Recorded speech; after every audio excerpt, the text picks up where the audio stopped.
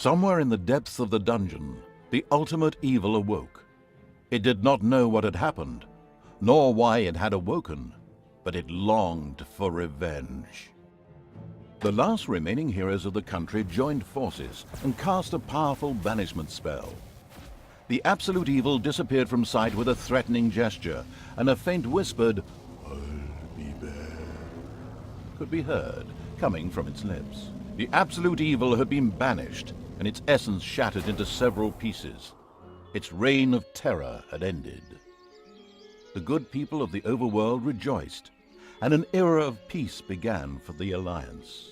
The evil creatures were driven back into the underground, doomed to serve as cannon fodder for pleasure-seeking adventurers. Meanwhile, secreted away in the world's most inaccessible places, the last remains of the absolute evil were resting, never again to see the light of the overworld. Until today, that is.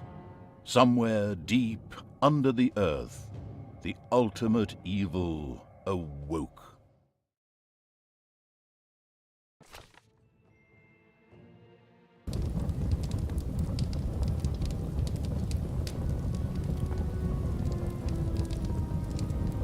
And the hand of terror arose, controlled by the ultimate evil.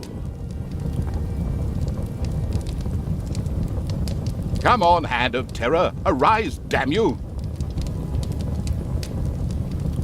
Methinks that exploring the surrounding area would be a sensible strategy. However, to do this, light would be required. Still not bright enough. An old throne room was revealed by the light.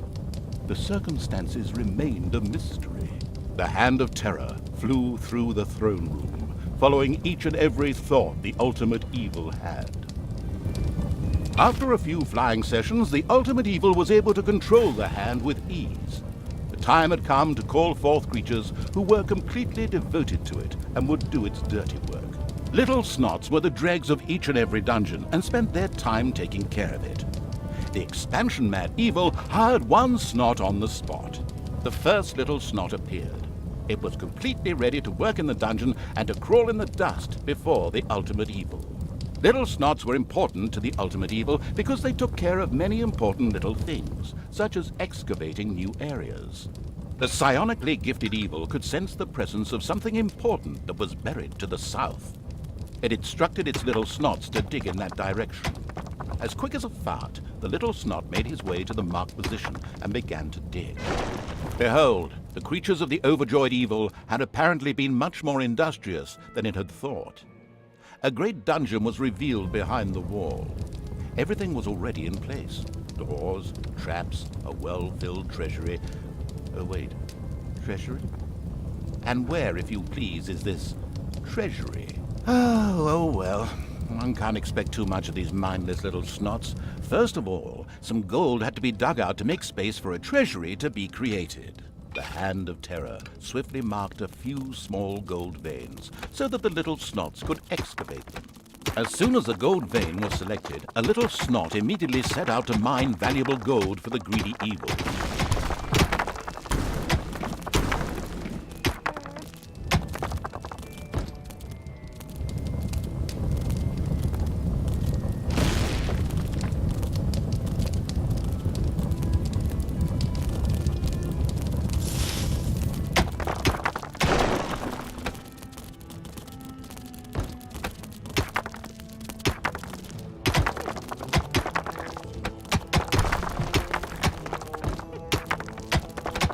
Once most of the gold had been mined, the Hand of Terror quickly created a treasury on the spot so that the precious metal could be safely stored. The clever evil mastered this task with flying colors. From now on, Little Snots could use the treasury to store mined gold. It was then at the greedy evil's disposal whenever more rooms needed to be built or new creatures recruited. Little Snots were all well and good, but were too weak and cowardly to defend the dungeon. Since it was not able to defend itself, the ultimate evil would have to hire some orcs. But they would require food. Liquid food. Well, beer to be precise. So the next important thing to build was a brewery. and that would require some space to be creative. The ultimate evil had the feeling that its servants were not really putting their backs into the work. Might a hearty slap from the hand of terror change that?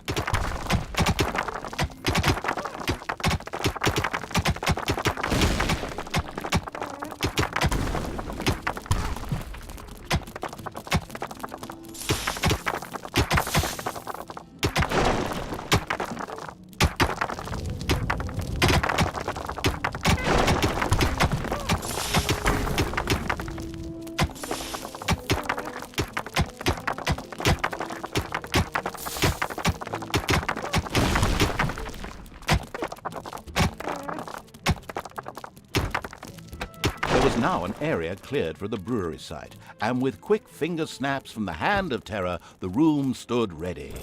Excellent. But the recently built brewery lacked a brewing copper.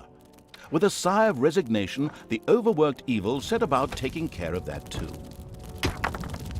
The sadistic evil encouraged its creature to work a little faster, with a friendly but not at all gentle slap.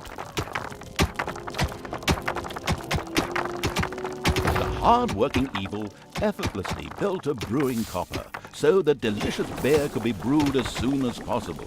One of the little snots started working on the brewing copper. The nostalgic evil banished all thoughts of Oktoberfest and brass bands. Those would have to wait. More important tasks had to be completed first. Both beer and gold were now available in the dungeon, so it was time to hire some creatures to defend against greedy heroes or whatever else snuck around underground. At present, it was only simple orcs declaring undying loyalty to the ultimate evil. The rest of the horde was scattered to the winds. Orcs were defensive close combat specialists, capable of dealing with many opponents. However, they were very vulnerable to ranged attacks. Payday! An eerie gong rang through the hall. It did not bode well for the ultimate evil's treasury stocks, for at each sounding of the gong, the creatures would collect their undeserved wages. However, there was little it could do about this, as it was chained to the throne. Thus, it had to give free rein to its servants' desires. For the time being, at least.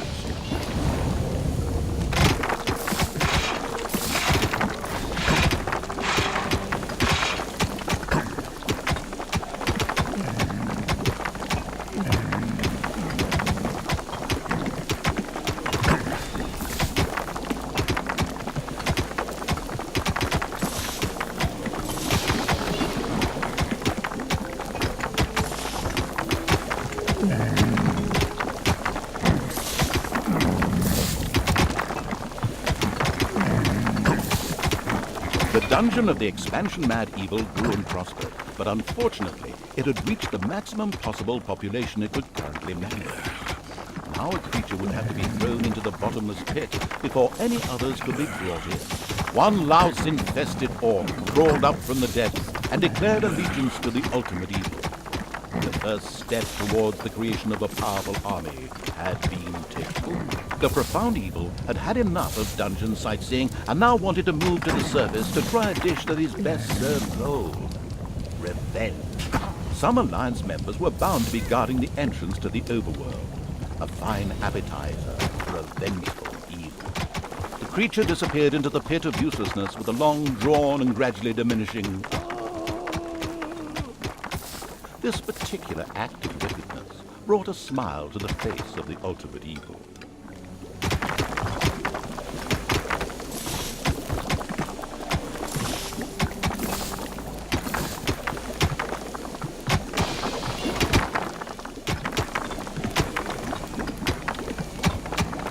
The nameless evil's creatures came upon a spider's nest during their search for an entrance to the overworld. It would take more than one orc to smoke that out. The abysmal evil used the Hand of Terror to grab several of the creatures that were still completely inexperienced at fighting, and threw them onto the spider's nest.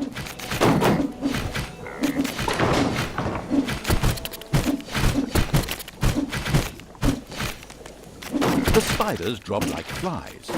The strategically well-versed evil patted itself on the back, proud that it had led its troops into battle with such aplomb. And by led, I just simply mean chucking them at the enemy. The basics of a dungeon were now in place.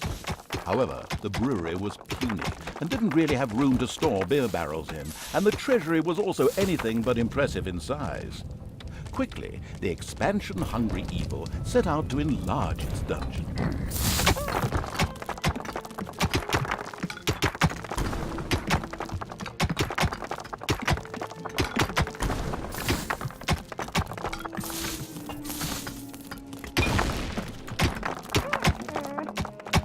The evil has awoken, but its brothers are still asleep.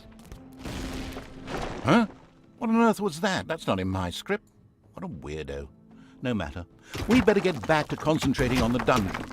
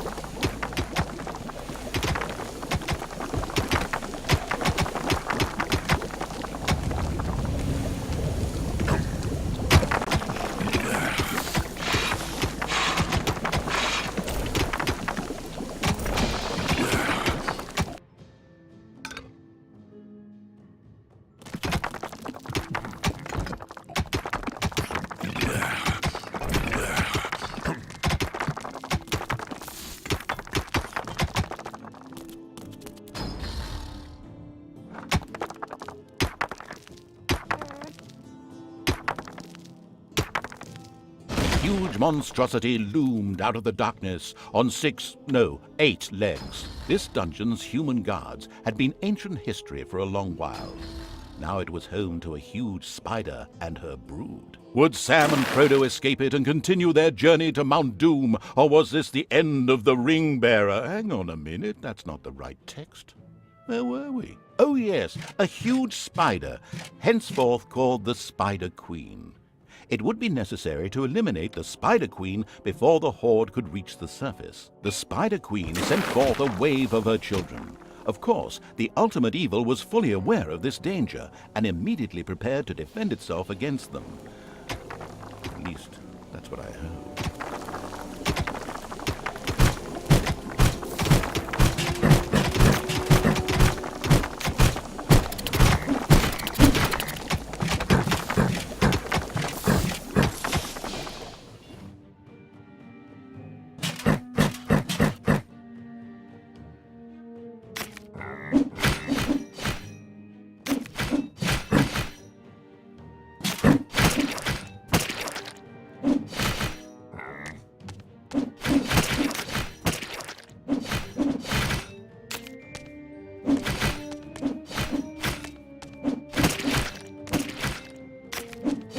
The vile perversion, once called the Spider Queen, had nothing more with which she could fight the Horde. Later, the sensitive evil would have her innards made into a lava lamp. The way to the surface was open. Now it was time to put those vengeance plans into practice.